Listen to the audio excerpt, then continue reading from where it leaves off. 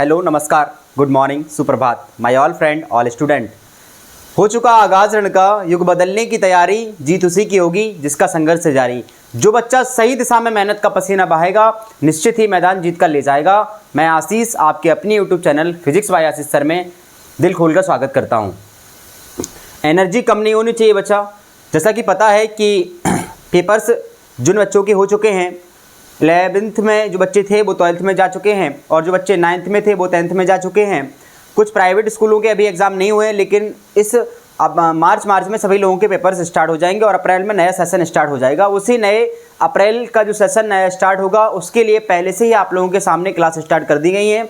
और ये जो सेशन है वो बेसिकली बनाया जा रहा है 12th वालों के लिए, 12th वाले बच्चों के लिए। और 3 लेक्चर आपके सामने आ चुके हैं, जिनमें हम लोगों ने जो आवेश की बेसिक जानकारी थी वो आपके सामने इकट्ठा कर दी है।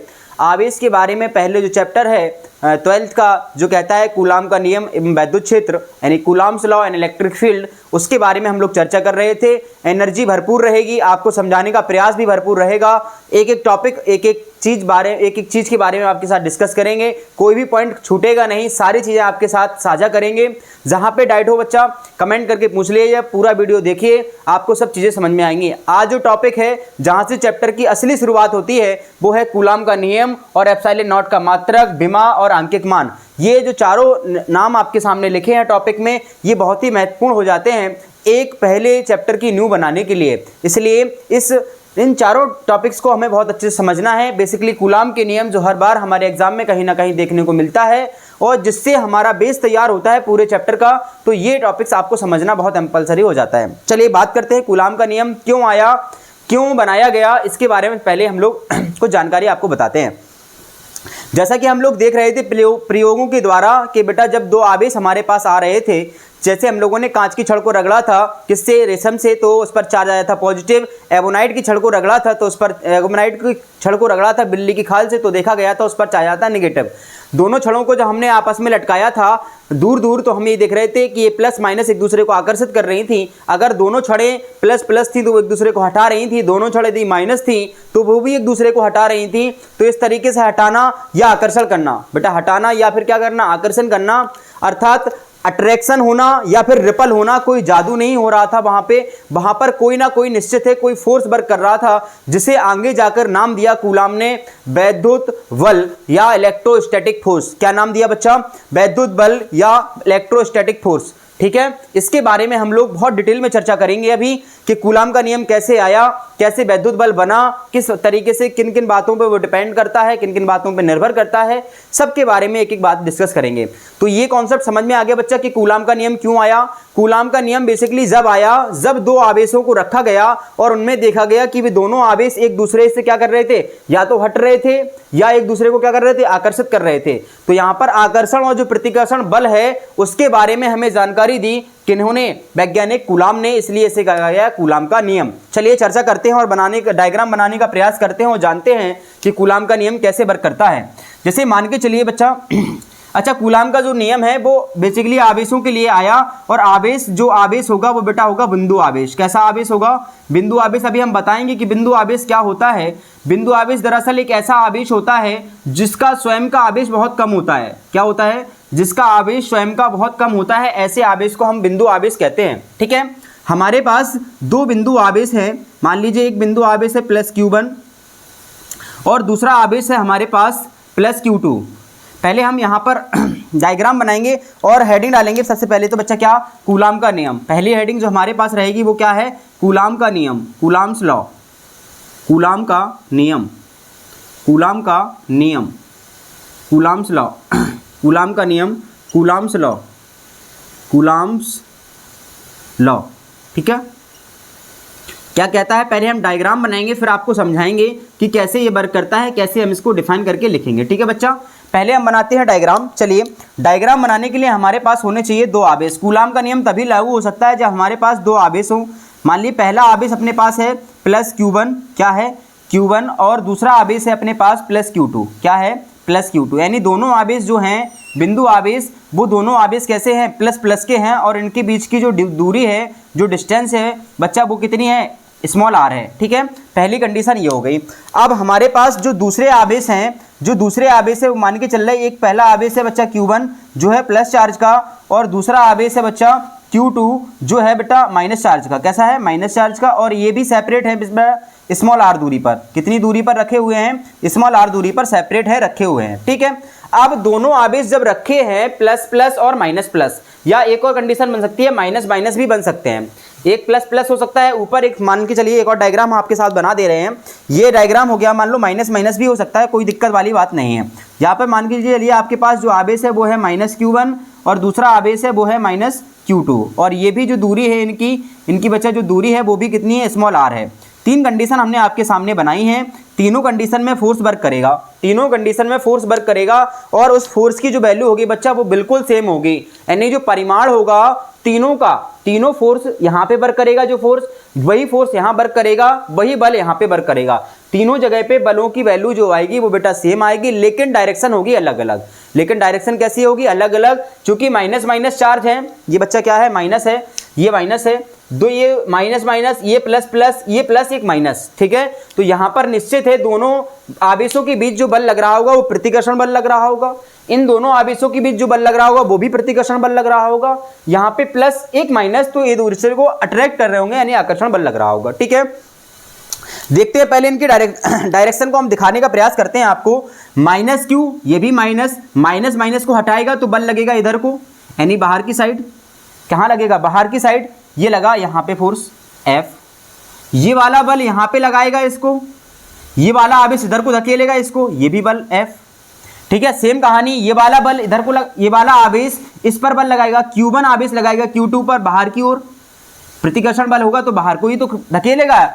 Q2 इस पर लगाएगा, कहाँ की ओर? बाहर की ओर। बोलो बच्चा हाँ या ना?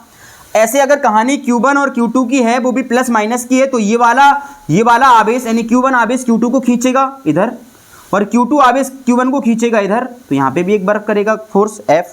बोलो इतनी बात क्लियर है क्या सभी को? बोलो इतनी बात क्या क्लियर है सभी को? हाँ सर, बात समझ में आ गई। अब हम लिखते हैं कूलाम का नियम। अब हम क्या लिखते हैं? कूलाम का नियम। क्या कहता है? कूलाम का नियम कहता है, इस नियम के अनुसार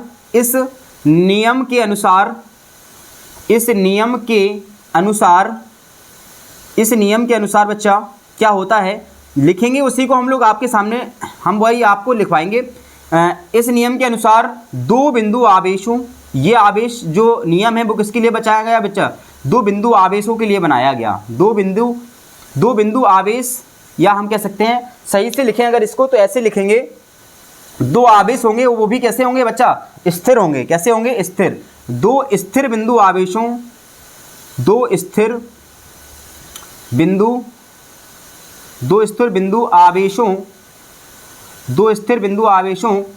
के बीच, दो स्थिर बिंदु आवेशों के बीच कार्य करने वाला आकर्षण या प्रतिकर्षण बल, कार्य करने वाला आकर्षण या प्रतिकर्षण बल, आकर्षण या प्रतिकर्षण बल बोले तो इसी को हम लोग नाम देंगे क्या? वैद्युत बल। कौन सा बल? वैद्युत बल, इसे इंग्लिश में बोलेंगे इलेक्ट्रोस्टैटिक फोर्स। वो आकर्षण भी हो सकता है, प्रतिकर्षण भी हो सकता है। वैद्युत बल दोनों आवेशों के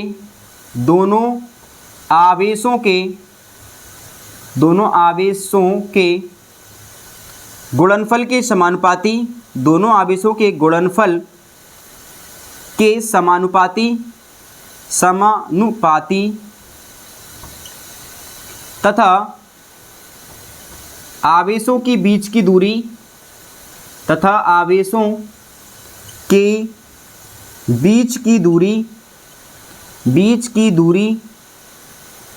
के वर्ग के व्युत्क्रमानुपाती होता है। के वर्ग के व्युत्क्रमानुपाती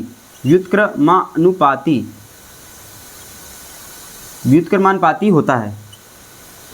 इतनी बात क्लियर है क्या बच्चा सभी को? इतनी बात क्लियर है क्या सभी को? अगर ये लाइन आपको समझ में आ गई है तीन, तो आप कूलाम का नियम एकदम से परफेक्ट तरीके से समझ जाओगे। तो कूलाम का नियम आप एक तरीके से परफेक्ट तरीके से समझ जाओगे। क्या लिखा है? दो स्थिर बिंदु आवेशों के बीच कार्य करने वाला आकर्षण या प्रतिकर्षण बल। देखो बच्चा, आकर्षण बल और प्रतिकर्षण बल। आकर्षण बल हो सकता है और प्रतिकर्षण बल यानी F यहाँ पे भी एफ है, यहाँ पे भी एफ है, यहाँ पे भी एफ है। दोनों आवेशों के गुणनफल, दोनों आवेशों को क्या लेना है, गुणनफल। दोनों आवेशों की मात्रा भी लिख सकते हैं बेटा सही से, अगर दोनों आवेशों की मात्रा के गुणनफल के समानुपाती तथा आवेशों के बीच की दूरी के वर्ग के व्युत्क्रमानुपाती होता है। जैसे हम मान के चले बच्चा, पहला आवेश क्या है अपने पास, Q1, एक आवेश क्या है Q1 और दूसरा आवेश क्या है Q2 और उनके बीच की दूरी कितनी है बच्चा, R है। ठीक है, तब लगने वाला जो बल है F, वो यही तो है F। लगने वाला जो बल है आकर्षण या प्रतिकर्षण बल, जिसे वैद्युत बल कह रहे हैं, वो दोनों आवेशों की मात्राओं का क्या लिखना है, गुणनफल। आवेशों का गुणनफल मतलब क्या है, Q1 मल्टीप्लाई Q2 के समानुपाती, बोलो हाँ या ना। दोनों आवेशों की मात्राओं के गुणनफल के समानुपाती है बल के नहीं है, बोलो हाँ या ना। हाँ सर। इसके बाद इसे समीकरण पहला दे रहे हैं। इसके बाद आवेशों के बीच की दूरी के वर्ग के व्युत्क्रमानुपाती होता है, यानी जो बल होता है F वो व्युत्क्रमानुपाती मतलब R²। दूरी का क्या लिखना है, दूरी का वर्ग का व्युत्क्रम मतलब 1/R²। यही तो होगा बच्चा, कि नहीं होगा, बोलो हाँ या ना। इतनी बात क्लियर हो गई। ये इक्वेशन अगर आपको लिखना आ रहा है तो आप ये वाली बातें लिख सकते हैं कि दोनों आवेशों के बीच कार्य करने वाला वैद्युत बल F दोनों आवेशों की मात्राओं के गुणनफल के समानुपाती तथा उनके बीच की दूरी के वर्ग के व्युत्क्रमानुपाती होता है। इसे कहते हैं कूलाम का नियम। ठीक है, बस इन दोनों समीकरणों को अब हम लोगों को मिलाना है और देखना है कि क्या समीकरण बनेगा। अगर हम इसको लिखें बच्चा तो हम ऐसे लिख सकते हैं क्या, इसको देखिए, इसको ऐसे लिख सकते हैं क्या, समीकरण फर्स्ट और सेकंड से, समीकरण फर्स्ट एंड सेकंड से क्या हो जाएगा बच्चा, F दोनों में है, एक साइड लिख दे रहे हैं, और अनुक्रमानुपाती का साइन दोनों में है, इसको लगा ले रहे, Q1 Q2 इंटू 1/R² लिख सकते हैं कि नहीं बच्चा। इसको ऐसे भी लिख सकते हैं, अनुक्रमानुपाती Q1 Q2 अपॉन R², बोलो हाँ या ना। अच्छा, पूरी फिजिक्स में जब भी हम पढ़ेंगे, जब भी ये अनुक्रमानुपाती का साइन हटेगा बच्चा तो इक्वल का साइन आएगा। क्या आएगा, इक्वल का साइन। ये साइन हटेगा, इसको अनुक्रमानुपाती या समानुपाती बोलते हैं।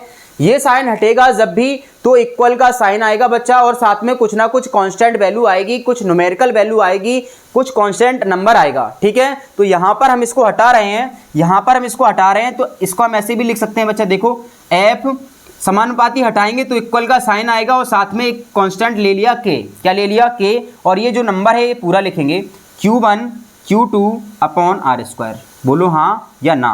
ये हो गया कूलाम का नियम। क्या हो गया बच्चा, ये कूलाम का नियम, जहां K को बोलेंगे अनुक्रमानुपाती नियतांक, जहां K होगा क्या, अनुक्रमानुपाती नियतांक, अनुक्रमानुपाती नियतांक क्या कांस्टेंट वैल्यू है, इसे अनुक्रमानुपाती नियतांक कहेंगे। ठीक है बच्चा, इतनी बातें सभी लोगों को एकदम से क्लियर होंगी, बोलो हाँ या ना। चलिए इसके आगे जब हम बात करते हैं, एक बार फिर से पूरा देखते हैं क्या है कूलाम का नियम।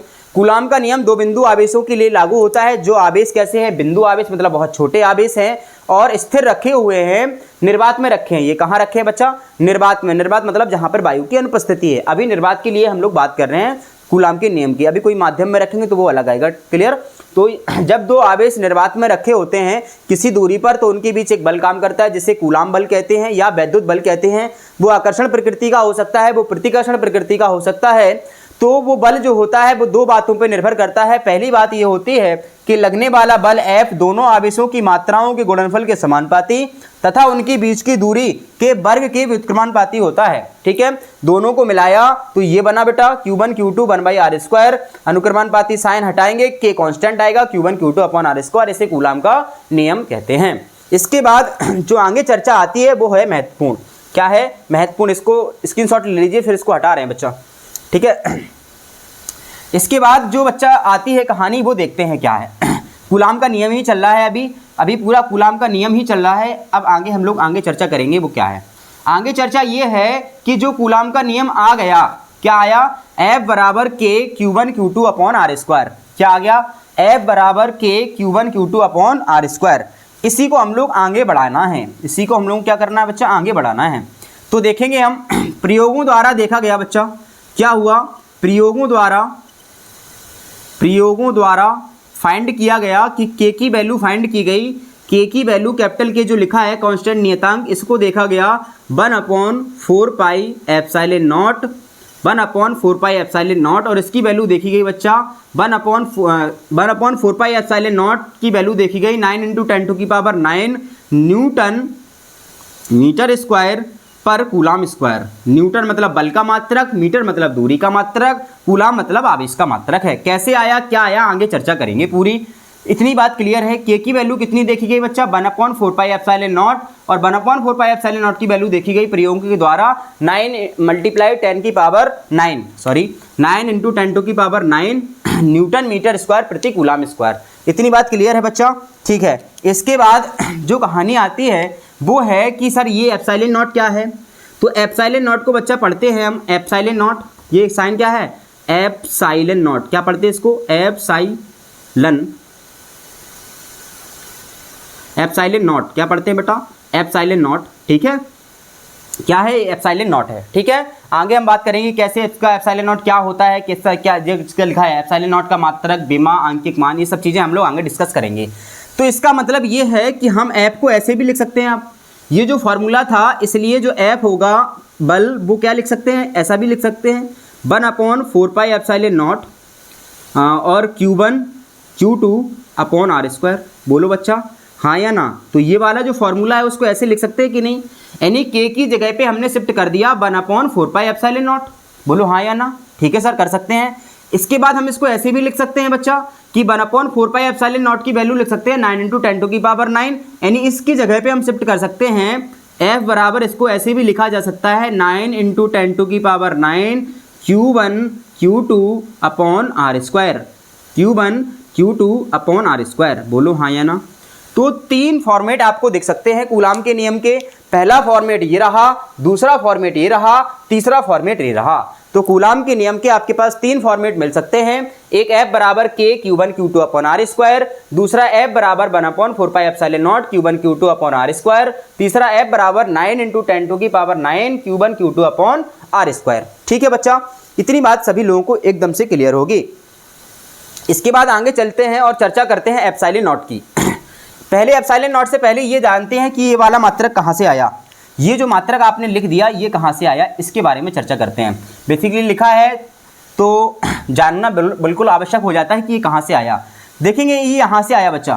देखो बेटा इस फॉर्मूले को थोड़ा हम सब देखते हैं, इसकी वैल्यू हमें निकालनी है, इसका ही तो मात्रक निकालना है बेटा। तो हम क्या करेंगे, ऐप के नीचे एक माने ले रहे हैं, ठीक है, ऐप के नीचे एक माने ले रहे हैं और इसका करा रहे हैं क्रॉस मल्टीप्लाई। तो एफ बराबर क्या ऐसा हो जाएगा बच्चा Q1 Q2/4πε0 बोलो हाँ या ना। इसके नीचे एक मान के अगर हम ऐसे लिख दें, ऐसा लिख दें तो ये वाली चीज़ क्या हो जाएगी, इधर चली जाएगी कि नहीं बच्चा।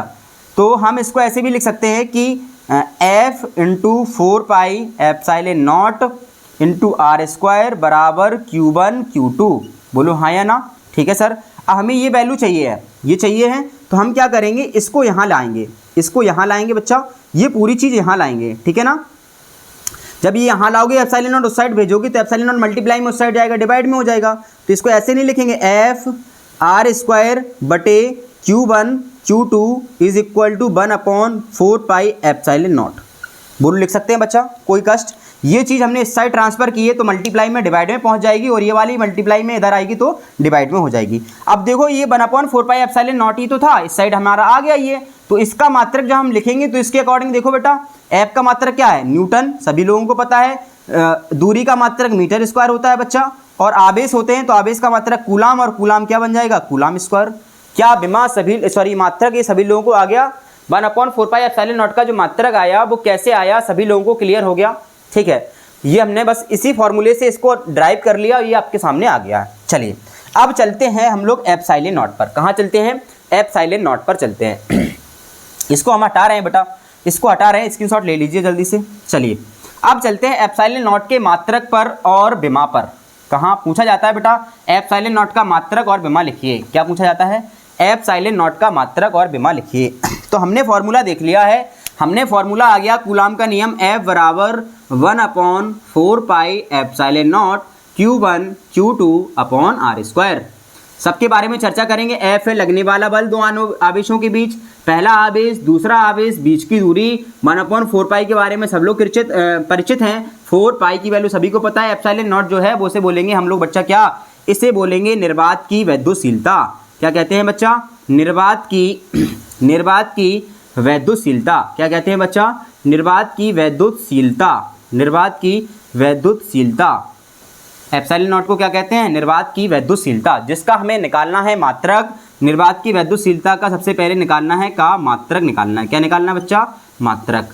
चलिए कैसे निकालेंगे मात्रक, चलते हैं।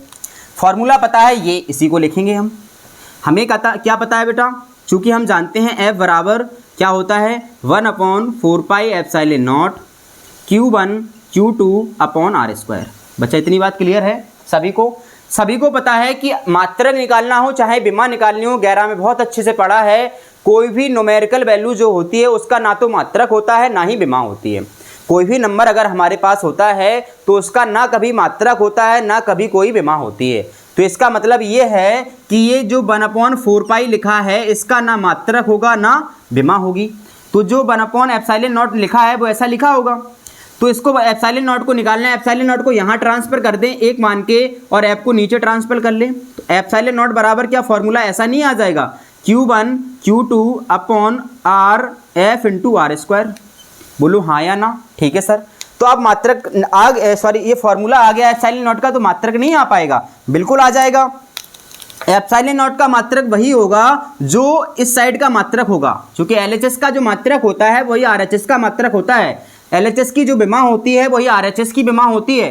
तो इसका मतलब है एप्सिलॉन नॉट का मात्रक चाहिए तो इसका जो मात्रक होगा वही एप्सिलॉन नॉट का मात्रक होगा, इसकी जो विमा होगी वही एप्सिलॉन नॉट की विमा होगी, यानी निर्वात की वैद्युतशीलता की। तो मात्रक लिखने के लिए एप्सिलॉन नॉट का अगर मात्रक लिखेंगे, एप्सिलॉन नॉट का मात्रक, तो आवेश का मात्रक क्या होता है बच्चा, आवेश का मात्रक हमने पहले आपको लेक्चर में बताया था, क्या होता है कूलाम। क्या होता है कूलाम। दूसरा आवेश है उसकी भी विमा क्या हो जाएगी, कूलाम हो जाएगी कि नहीं हो जाएगी, बिल्कुल हो जाएगी। और बल का मात्रक सभी लोगों को पता है बेटा, क्या होता है न्यूटन। क्या होता है न्यूटन। और आर क्या थी, दोनों आवेशों के बीच की दूरी, तो दूरी का मात्रक बेटा मीटर होता है, सभी लोगों को पता है।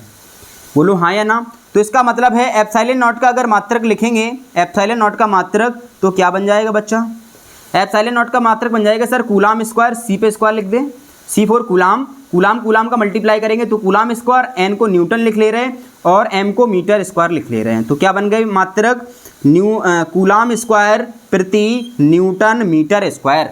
नोट डाउन कर लीजिए बच्चा। इसके बाद बात करते हैं हम विमा की। किसकी बात करते हैं, विमा।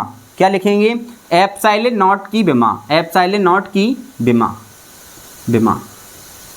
तो एप्सिलॉन नॉट की विमा लिखनी है तो हम इनकी विमा लिख दें, वही तो एप्सिलॉन नॉट की विमा बन जाएगी कि नहीं बन जाएगी बच्चा, बोलो हाँ या ना। हाँ सर। चलो तो आवेश की विमा सभी लोगों को पता है, I बराबर क्या पढ़ा था बच्चा, Q/T पढ़ा था कि नहीं। इसके नीचे 1 मानेंगे तो Q बराबर आवेश बराबर IT नहीं आ जाएगा, बोलो हाँ या ना। तो आवेश की मात्रा निकालने के लिए इनकी मात्रा सॉरी इनकी विमा या मात्रा निकालना होगा। तो I की विमा क्या होती है बच्चा, A, और समय मतलब T की विमा क्या होती है, T। तो आवेश की विमा क्या हो गई, AT। आवेश की विमा क्या हो गई, AT। तो आवेश मतलब कूलाम, कूलाम की विमा क्या होती है, AT। तो हम इसको लिख ले रहे हैं सर AT, बोलो हाँ या ना। और 2 बार है तो इसको 2 बार लिख लो, क्या दिक्कत है उसमें, AT। कूलाम 2 बार है कि नहीं है, ये कूलाम तो एक बार कूलाम की विमा AT, और AT कहाँ से आई, इधर से आई। और न्यूटन की विमा क्या होती है बच्चा, ML/T-2। क्या होती है, ML/T-2 इंटू दूरी की विमा क्या होती है, L²। अगर किसी को बल की विमा नहीं आती है तो बच्चा थोड़ा सा दिक्कत वाली बात है, लेकिन फिर भी समझा दे रहे हैं आपको। अगर आपको फॉर्मूला पता है तो आप दुनिया की कोई भी विमा निकाल सकते हो, कोई भी फॉर्मूला, अगर आपको फॉर्मूला पता है दुनिया की कोई भी मात्रा निकाल सकते हो, कोई भी विमा निकाल सकते हो। जैसे F बराबर निकाला है, आपको F की विमा चाहिए तो F बराबर जानते हो M/A, द्रव्यमान इंटू त्वरण होता है कि नहीं बच्चा, ठीक है। F बराबर MA जानते हो सर, M की विमा जानते हैं M होती है, लेकिन त्वरण की विमा नहीं जानते हो आप। मान लो नहीं जानते हो तो त्वरण की विमा नहीं जानते हो, लेकिन त्वरण का जानते हो आप फॉर्मूला, तो इसको वेग बटे समय लिख सकते हो बच्चा, बोलो हाँ या ना। अब आप जानते हो 2 चीजों की विमा, द्रव्यमान की विमा M होती है, समय की विमा T होती है, लेकिन आप वेग की विमा नहीं जानते हैं मान लीजिए, लेकिन आप वेग का जानते हैं फॉर्मूला, तो इसको ऐसे भी लिख सकते हैं सर, F बराबर M, T को यहाँ लिख ले रहे हैं और V की जगह पे लिख ले रहे हैं विस्थापन बटे समय, डिस्प्लेसमेंट अपॉन टाइम, लिख सकते हैं कि नहीं। अब अभी आपको सब विमा पता है, अब अभी आपको सब विमा पता है, m मतलब द्रव्यमान की विमा m, d मतलब विस्थापन मतलब दूरी की विमा l, और t मतलब समय की विमा t। तो क्या बन जाएगा बच्चा, ये हो जाएगी m द्रव्यमान की विमा, ये l की विमा, और t की विमा t स्क्वायर। ठीक है बच्चा, तो फाइनली क्या आ जाएगी, एम एल टी माइनस 2 हो जाएगी कि नहीं हो जाएगी बच्चा। इस तरीके से हम विमा निकालते हैं। तो अब इसको फाइनली जब सॉल्व करेंगे आप, तो क्या हो जाएगा, a और a स्क्वायर हो जाएगा और ये t स्क्वायर हो जाएगा। नीचे सॉल्व करोगे आप तो m का m हो जाएगा, l और l स्क्वायर तो l क्यू हो जाएगा, और t माइनस 2 हो जाएगा। ये t की पावर ऊपर ले जाओ, m को भी ऊपर ले जाओ, तो क्या बन जाएगा बच्चा, m ऊपर जाएगा तो -1, l ऊपर जाएगा तो -3, और t ऊपर जाएगा तो t की पावर 2 है, 2 प्लस की और हो जाएगी तो 4 हो जाएगी, और a स्क्वायर। यहाँ तक किसी को कोई कष्ट परेशानी बोलो। एप्सिलॉन नॉट का विमा आसानी से आ गई बच्चा कि नहीं आ गई। एप्सिलॉन नॉट की जो विमा है वो आ गई कि नहीं आ गई। ये है एप्सिलॉन नॉट की विमा। किसकी विमा है बच्चा, ये एप्सिलॉन नॉट की ये विमा है। ठीक है, विमा हो गई, ये सभी लोगों को क्लियर हो गया। बोलो हाँ या ना, सभी को एकदम से क्लियर है बच्चा। चलिए लास्ट टॉपिक और रह गया है आज का, एप्सिलॉन नॉट का आंकिक मान क्या है। एप्सिलॉन नॉट की कितनी वैल्यू होती है न्यूमेरिकल, इसको जानते हैं। स्क्रीनशॉट ले लीजिए बच्चा जल्दी से।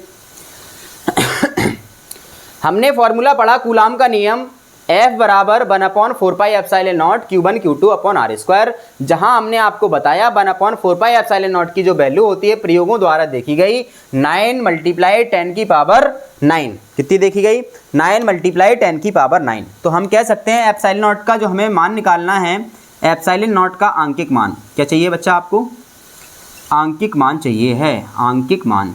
ठीक है बच्चा, चलिए आंकिक मान निकालने के लिए हमारे पास पता है हमें फॉर्मूला कि 1/4 पाई एप्सिलॉन नॉट है, उसकी जो वैल्यू है वो है 9 × 10 की पावर 9। ठीक है, इतनी है कि नहीं है। अब आपको चाहिए एप्सिलॉन नॉट, एप्सिलॉन नॉट को इधर भेज दो और इसको इधर भेज दो, तो ऐसा नहीं बन जाएगा क्या, 1/4 पाई इंटू 9 इंटू 10 की power 9 is equal to epsilon naught. बोलो बच्चा, हाँ सर बन जाएगा। तो एप्सिलॉन नॉट बराबर ऐसा भी लिख सकते हैं क्या, क्या कि 1 का 1 रहने दो, 4 इंटू पाई की वैल्यू कितनी रख सकते हैं 3.14। ठीक है, 22/7, 9 10 की power 9 is equal to epsilon naught. अब आप जब इसको सॉल्व करेंगे बच्चा, एप्सिलॉन नॉट जब आप इसको सॉल्व करेंगे तो इसकी वैल्यू निकल के आएगी बच्चा 8.85 10 की पावर -12। कितना आएगा, 10 की पावर -12। मात्रक अभी यार थोड़ी देर पहले निकाला था हम लोगों ने, एप्सिलॉन नॉट का मात्रक थोड़ी देर पहले निकाला था, क्या आया था बच्चा, कूलाम स्क्वायर प्रति न्यूटन मीटर स्क्वायर। तो ये आपका आंकिक मान हो गया, इसको नोट कर लीजिए बच्चा, ये आगे आपको काम आएगा, ये आपको आगे काम आएगा। इसको नोट कर लीजिए बच्चा, एप्सिलॉन नॉट का मात्रक, स्क्रीनशॉट ले लीजिए फटाक से। चलिए आज के सेशन की बात इतनी थी, बहुत इंपॉर्टेंट है कूलाम का नियम, एप्सिलॉन नॉट का मात्रक, विमा कहीं ना कहीं देखने को मिलती है, कंपटीशन में भी पूछी जाती है बहुत, तो इसको बहुत ध्यान से पढ़िएगा आप। आगे के सेशन भी आपके साथ साझा होते रहेंगे, इसी तरीके से आपके साथ रेगुलर वीडियो आते रहेंगे। बस आप पढ़ाई करते रहिए, और थोड़ा सा चैनल टाइम लगेगा, आप लोगों का सपोर्ट रहा तो निश्चित ही ग्रो करेगा। आप लोगों के साथ बराबर मेहनत करते रहेंगे, आप लोगों की सपोर्ट की ज़रूरत है, तो आप भी इस वीडियो को शेयर करिए, अपने दोस्तों तक पहुंचाइए, ताकि उनकी भी मदद हो सके। और इसी तरीके से पढ़ते रहिए, अपने घर, अपने परिवार, अपने मोहल्ले का नाम रोशन कीजिए, अपने माँ बाप का नाम रोशन कीजिए, क्योंकि जब आप पढ़ते हैं तो मैंने आपको बताया है कि आपका एक परिवार पढ़ता है, आपके घर के जो आसपास के लोग होते हैं वो भी आपसे प्रेरित होकर फिर वो भी पढ़ते हैं। इस तरीके से आप एक बड़े समाज का निर्माण करते हैं, एक अच्छे समाज का निर्माण करते हैं, क्योंकि जब एक अच्छा बच्चा पढ़ता है तो मैंने आपको बताया था कि एक बहुत बड़ी कैटेगरी में चीज़ें डेवलप होती हैं, इसलिए पढ़ना बेहद कंपलसरी है। और पढ़ना केवल फिजिक्स को नहीं है, पढ़ना केवल केमिस्ट्री को नहीं है, पढ़ना केवल इंग्लिश और हिंदी को नहीं है, पढ़ना है अपने व्यक्तित्व को, पढ़ना है अपने जो सामने आपके सामने चीज़ें हैं उनको भी पढ़ना है। जैसे केवल पढ़ना का उद्देश्य केवल ये नहीं होना चाहिए आपके जीवन में कि हमने एप्सिलॉन नॉट सीख लिया, कूलाम का नियम सीख लिया। इसके साथ साथ जो जीवन की यथार्थताएँ हैं उनको भी आपको सीखना है, कि अगर पापा कुछ कह रहे हैं तो उनकी बातों को सुनना है, कोई बड़ा आपसे अगर अच्छी बात कह रहा है तो उसको ध्यान से सुनना है, कोई बच्चा अगर आपसे कुछ कह रहा है तो उसकी बात को भी आपको सहनशीलता से सुनना है, ताकि आप चीज़ों को समझ सकें, आगे बढ़ सकें। तो हर चीज़ों को आपको सहनशीलता से सुनना है, अपने जीवन में बहुत अच्छे अच्छे काम करना है, ये भी आपके एक पढ़े लिखे के अंतर्गत आ जाएगा। ठीक है बच्चा, तो इसी तरीके से पढ़ते रहिए, खूब नाम रोशन कीजिए। Thank you so much, all the best.